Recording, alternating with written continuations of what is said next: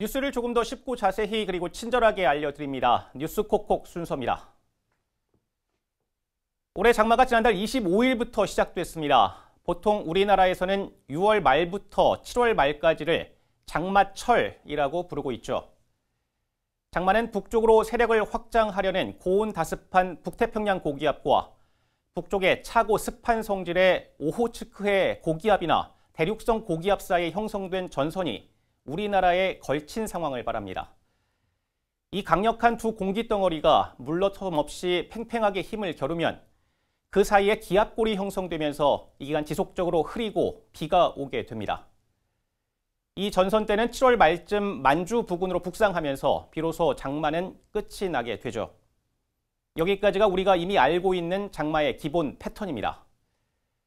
그런데 이 패턴이 어느 때부터인지 맞지 않는 해가 더 많아지고 있습니다.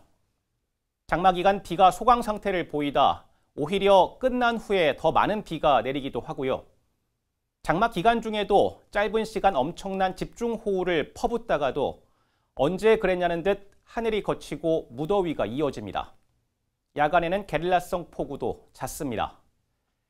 아열대성 기후에서 나타난 모습으로 동남아시아의 열대성 소나기, 즉 스코를 보는 것 같습니다. 이처럼 장마 기간이라는 게 무색해지면서 기상청도 장마의 공식 시작과 종료일을 발표하지 않은 지 오래입니다. 장마 전선이란 표현도 요즘엔 정체 전선으로 자주 표현하는 걸 뉴스에서 아마 보셨을 겁니다.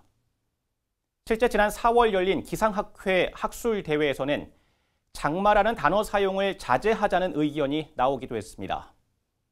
상황이 이렇자 일각에서는 장마 대신 한국형 우기로 기상 용어를 바꿔야 하는 것 아니라는 주장도 나옵니다. 장마란 단어가 이제 우리나라의 여름 강수 기후를 정확하게 설명할 수 없게 된 겁니다.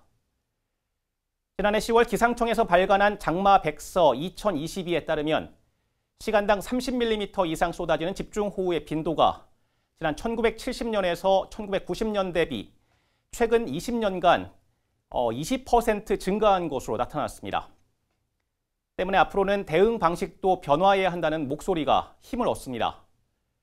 여름철 장마가 아닌 집중호우에 대비해 홍수와 산사태 등의 재난을 막아야 한다는 겁니다. 침수, 산사태, 낙석, 하수관 역류, 고립.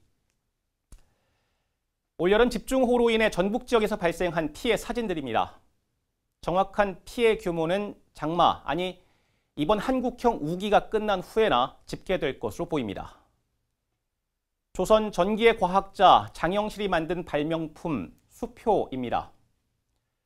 강물의 깊이를 알 수 있게 해주는 기구로 최초 청계천에 이 수표를 세웠었죠. 그런데 이듬해 큰 비가 내렸는데 수표의 눈금을 본 주민들이 긴급히 대피했고 집과 건물들은 물에 잠겼지만 인명피해는 단 한 명도 없었다고 합니다. 우리나라는 이미 600년 전에 기상경보를 통한 재해 예방에 성공한 경험이 있습니다. 엘니뇨 등 기후변화로 장마 기간이 점차 무의미해진 지금, 이에 대한 국가와 지방정부의 대비와 대책이 필요해 보입니다. 뉴스 콕콕을 마치겠습니다.